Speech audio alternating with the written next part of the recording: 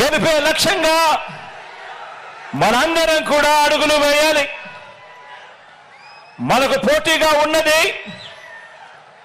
అబద్ధాలు చెప్పేవాళ్ళు, మోసాలు చెప్పేవాళ్ళు, అవలీలగా కుట్రలు చేసే కూటమి మనకు ప్రత్యర్థులుగా ఉన్నారు. ప్రజలకు మంచి చేసిన చరిత్ర లేని చెడ్డ వాళ్ళందరూ కూడా ఏకమైన పరిస్థితులు కనిపిస్తా ఉన్నాయి. ఈ చంద్రబాబు బృందానికి ప్రజలకు అన్యాయం చేయటంలో, నమ్మించి ప్రజలను నట్టేట ముంచడంలో ఈ పెద్ద మనిషి చంద్రబాబు నాయుడు గారికి 45 ఏళ్ల అనుభవం ఉంది. ఎందులో అనుభవం ఉంది అనంటే మోసాలు చేయడంలోనూ, అబద్ధాలు చెప్పడంలోనూ, వెన్నుపోట్లు పడవడంలోనూ, కుట్రలతో కుతంత్రాలలోనూ 45 ఏళ్ల అనుభవం ఉంది పెద్ద మనిషికి. మేనిఫెస్టోను ఎన్నికలు కాగానే చెత్తబుట్టలో పడేయటంలో కూడా ఈ పెద్ద మనిషికి 14 సంవత్సరాల అనుభవం ఉంది. ఎన్నికలప్పుడు మాత్రమే మేనిఫెస్టో గుర్తుకొస్తుంది, రంగురంగుల కాగితాలు గుర్తుకొస్తాయి. ఎన్నికలు అయిపోతూనే చెత్తబుట్టలో పడేస్తారు మేనిఫెస్టోను. ఈ రకంగా 14 సంవత్సరాలుగా ప్రజలను మోసం చేస్తూ వస్తున్నారు.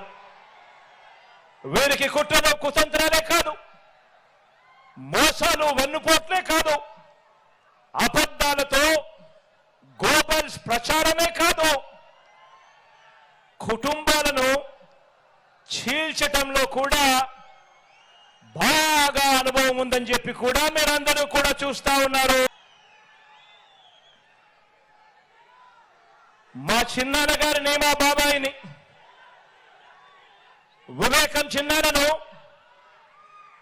ఎవరు చంపారో, ఎవరు చంపించారో ఆయనకు, ఆ దేవుడికి, ఈ జిల్లా ప్రజలందరికీ కూడా తెలుసు. కానీ బురద జల్లేందుకు ఇద్దరు చెల్లెమ్మలను ఎవరు పంపించారో, వారు వెనకాల ఎవరు ఉన్నారో మాత్రం మీ అందరికీ కూడా రోజు కనిపిస్తానే ఉంది. ఇంకా ఆశ్చర్యం ఏమిటో తెలుసా? ఇంకా ఆశ్చర్యం ఏమిటి అనంటే, వివేకం చిన్నాన్నను అతి దారుణంగా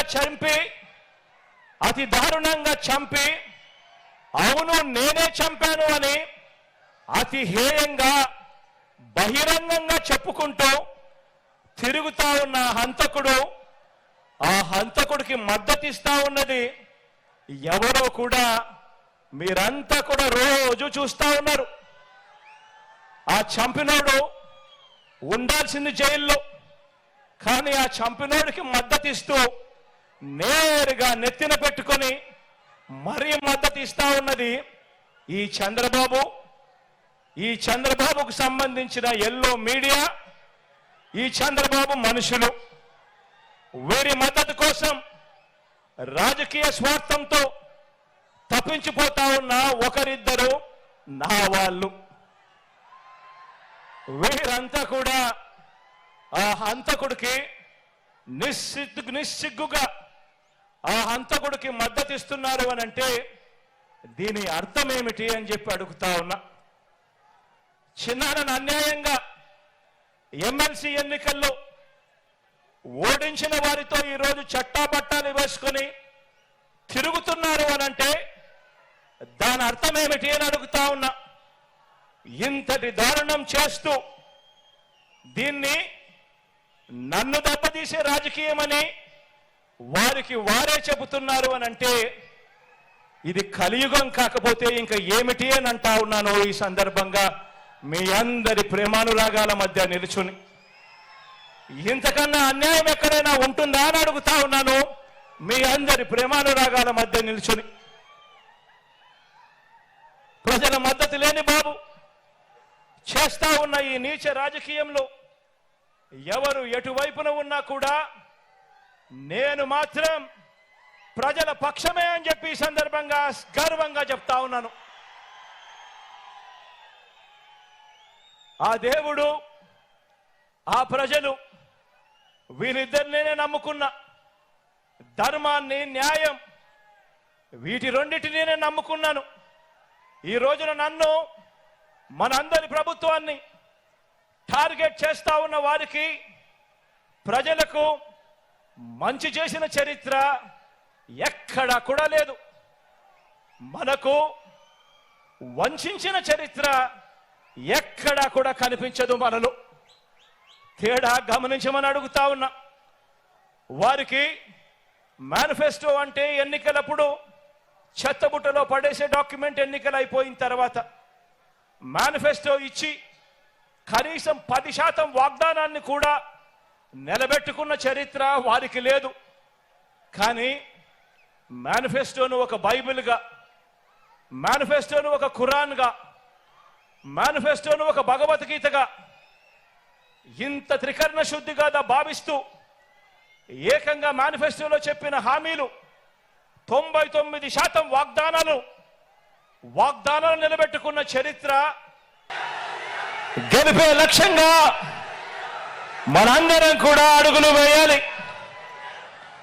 మనకు పోటీగా ఉన్నది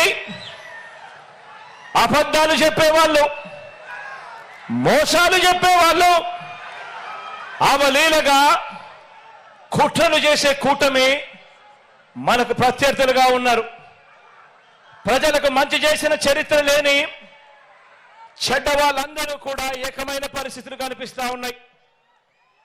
ఈ చంద్రబాబు బృందానికి ప్రజలకు అన్యాయం చేయటంలో, నమ్మించి ప్రజలను నట్టేట ముంచడంలో ఈ పెద్ద మనిషి చంద్రబాబు నాయుడు గారికి 45 ఏళ్ల అనుభవం ఉంది. ఎందులో అనుభవం ఉంది అనంటే మోసాలు చేయడంలోనూ, అబద్ధాలు చెప్పడంలోనూ, వెన్నుపోటు పడవడంలోనూ, కుట్రలతో, కుతంత్రాలలోనూ 45 ఏళ్ల అనుభవం ఉంది పెద్ద మనిషికి. మేనిఫెస్టోను ఎన్నికలు కాగానే చెత్తబుట్టలో పడేయటంలో కూడా ఈ పెద్ద మనిషికి 14 సంవత్సరాల అనుభవం ఉంది. ఎన్నికలప్పుడు మాత్రమే మేనిఫెస్టో గుర్తుకొస్తుంది, రంగురంగుల కాగితాలు గుర్తుకొస్తాయి. ఎన్నికలు అయిపోతూనే చెత్తబుట్టలో పడేస్తారు మేనిఫెస్టోను. ఈ రకంగా 14 సంవత్సరాలుగా ప్రజలను మోసం చేస్తూ వస్తున్నారు. వీరికి కుట్రలు, కుతంత్రాలే కాదు, మోసాలు, వెన్నుపోట్లే కాదు, అబద్ధాలతో గోబల్స్ ప్రచారమే కాదు, కుటుంబాలను చీల్చటంలో కూడా బాగా అనుభవం ఉందని చెప్పి కూడా మీరందరూ కూడా చూస్తా ఉన్నారు.